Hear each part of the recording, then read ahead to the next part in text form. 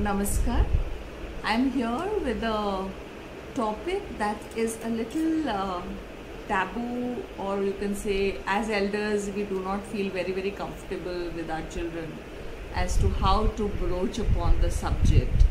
And this is actually, when we talk about the growing up years. Okay, so now as a Sindhian, I believe, that we are all in an age of parents and grandparents also, because we have Sindhians of all age groups. So since I have been an CBSE trained resource person for adolescence education program, so I just thought, why not share my views with you all regarding the growing up years of our boys and girls at home.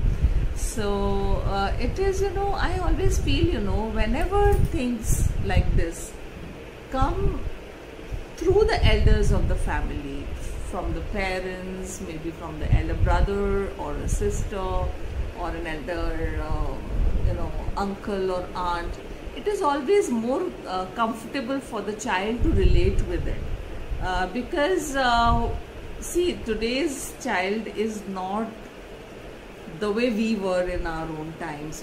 We were quite ignorant. We did not know much about so many things, and the media was also not available. So today's child is quite smart. So as parents, as grandparents, or maybe as elder siblings, we need to be smarter than them. Okay, so when we need to educate the child about the growing years and the problems that the children may face with this particular issue, we need to come down to their level, and we need to be so natural with them. Natural in the sense that sometimes we hesitate in speaking to them. Okay, like whenever some chapter related to the human biology related to the sexual organs used to be there in our bio class, so maybe the bio teacher may say that, okay, you do the chapter on your own, you read it on your own. So that used to actually increase the curiosity level of the children. And then when the curiosity is increased, what is the result going to be? To satisfy the curiosity. And when we want to satisfy the curiosity, we need to approach each and every source of information that is available.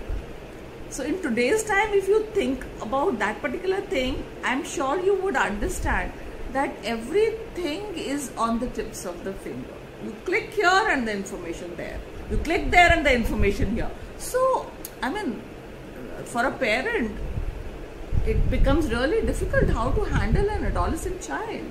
So, if you ask me as an adolescence education counselor, I would like to say that we need to be really alert, friendly, and approachable, and you can say a person in whom the child can, confide, be a friend to the child. Very important characteristics for a parent or a grandparent.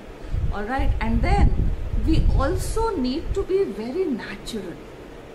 If we have those expressions on our face, oh no, these kind of things, the child would like to feel, oh my God, this is so embarrassing. There is nothing embarrassing. What we need to tell the child is there is nothing embarrassing about these things. Why it is not embarrassing? Because this has been given to us by nature. God has made our body. We have to be comfortable with ourselves. Whatever hormone release is there, whatever growth hormones are there, in our, pituitary glands, and so many things, so many changes are happening in our body while we are growing up. So the parents have to be so natural and normal in front of the child that the child feels, oh, my mama is talking about it, oh, my father is talking about me, about this particular thing. So I think it is quite natural, and I think whatever is natural is just perfect. Alright, so what we do actually is we try to make it so I don't know, artificial kind of a thing, that the children only become so apprehensive and they feel that they don't have to discuss about these things with their parents or maybe with their elder siblings, because this is a topic that can be taken up with the friends. So friends are not the right guides. The information can be misleading for them. Alright, so we can discuss it on the dining table, in front of the television, in front of, if the child is reading something and he's come across a terminology, oh, quickly come to the topic and discuss about it. Immediately broach upon the topic and just initiate a discussion as if nothing is wrong. And when the child sees the expression of the parent, that the parent is so comfortable talking to me about things like menstruation or things like any body changes that are happening in myself. So the child, there is a comfort zone the child is in, and when the child is in comfort zone, the parents can discuss anything, their queries. And then one more thing I need to tell here, that you need, as a parent, you need to be very, very close to your child so that the child comes and discusses things with you. Very, very important. Unless and until the child is comfortable with you, he would not be able to understand what you want to tell him or what is the problem that the child is facing. So during these years, maybe after 10, when the child has attained the age of 10 years, then only the parents should come in and be friendly with the child, that you have to come back from the school and let me know what happened. What did that boy tell you? Ask your daughter, what did that girl do to you? See, this is very important, because more you are talking, more you are comfortable with your child. Alright. And another thing is, when the child comes to realize that it's some completely natural, that the question marks that the child has in his mind, those question marks are all removed. So this is a very small tip that I want to give the parents for adolescence education, because the moment you have the hesitation on the face, written on your face, the child will not like to talk to you about things like menstruation. And maybe menstruation thing, maybe only the mother has to do the talking with the daughter. Why? Even the father can easily tell his daughter, oh, today your mama was telling me that you started with your periods. How are you feeling today? Do you have some irritation or frustration in your mind, or do you have some stomach ache, or what is it that's bothering you? Hey, come on, smile. All these things are so natural and perfect. So take care of your diet.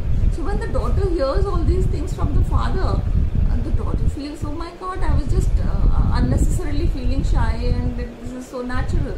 So this is how the parents have to be with the children for issues related to growth.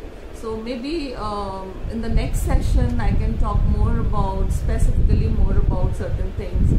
Okay, even the mood swings and so many other things which keep bothering the adolescents. So maybe you can put up some queries also in the comment box.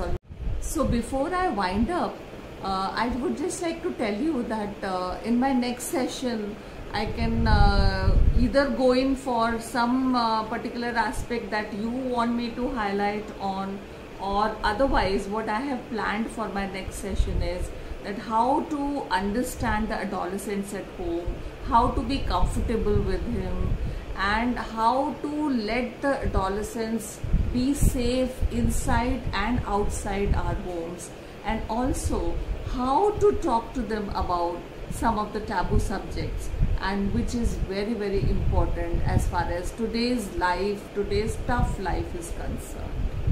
So waiting for your response, and accordingly we'll move ahead for the next sessions. Namaskar.